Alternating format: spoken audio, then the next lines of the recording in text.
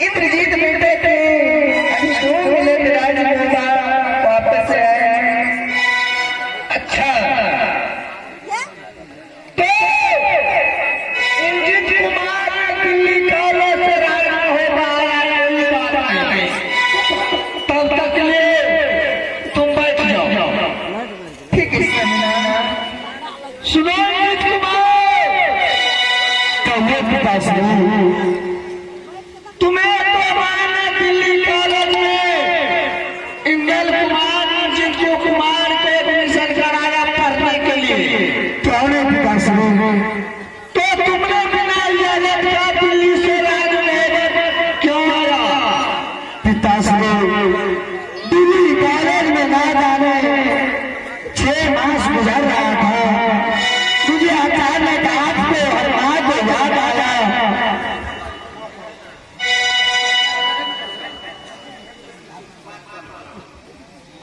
तो मैं सोचा मार पिता से मिल करके पुनः दिल्ली कॉलेज वापस चले जाऊंगा, बड़े भैया से आदेश लेकर आया हूँ। पिताश्री अच्छा तुम्हें मार पिता पढ़ा गया कि मैं मार पिता से पढ़ूं?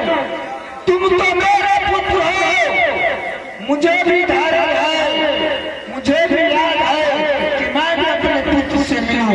मैं तो तुम्हें केवल पढ़ने के लिए दिया था, क्यों नहीं दादाजी? अगर तुम्हें मन नहीं लगा पढ़ने में याद आया तो तुम्हें रात दिल्ली से रात में हो पाया तो तुम अपनी माँ और मुझसे मिलना।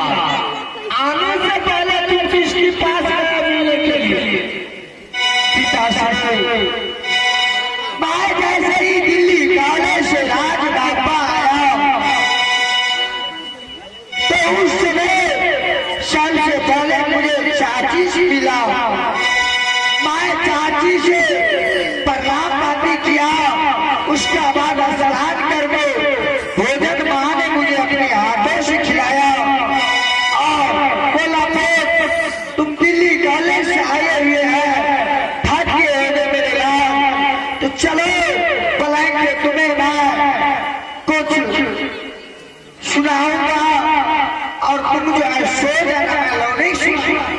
सुनो इंद्रजीत कुमार, आते आते तुमने भाभी सोनम को प्रणाम पड़ कराओ, भाभी के साथ में तुमने बलात्कार किया, कहो सके? पिताश्री तुमने तुम्हारे तो तुम्हारे हाथ के तलवार कहाँ? पिताश्री ना जाने मैं दिल्ली कॉलेज से आया तो मैं जिस समय स्नान करने के लिए जा रहे थे तो मैं अपने हाथों को खिलाफ अपने हाथों को तलवार मैं स्वयं लेकर जा रहे थे तो चाची बोला इंद्रजीत कुमार तू अपने हाथों को खिलाफ तुम अपने हाथों को तलवार मेरे हवाले कर दो, तुम दिल्ली कॉलेज जाने लगेगा तो मैं तुम्हें समझा दूंगा तुम्हारे स्वामी। चलो बोली का बात करो इंद्रजीत कुमार, भाभी ने मुझे बुला करके कहा कि दिल्ली से आते आते इंद्रजीत कुमार ने मेरे साथ बलात्कार करने का कोशिश किया। नहीं नहीं पिताश्री क्या बात है पिताश्री, आदला जोड़ी तलवार वाले छिले नहीं नहीं पिताश्री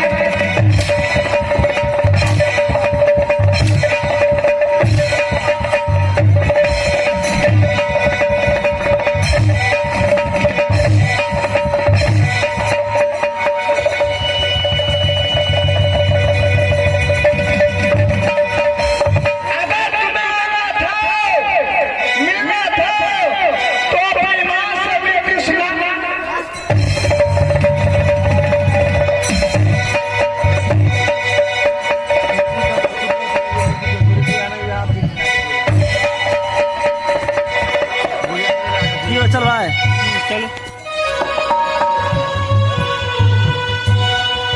पिताजी क्या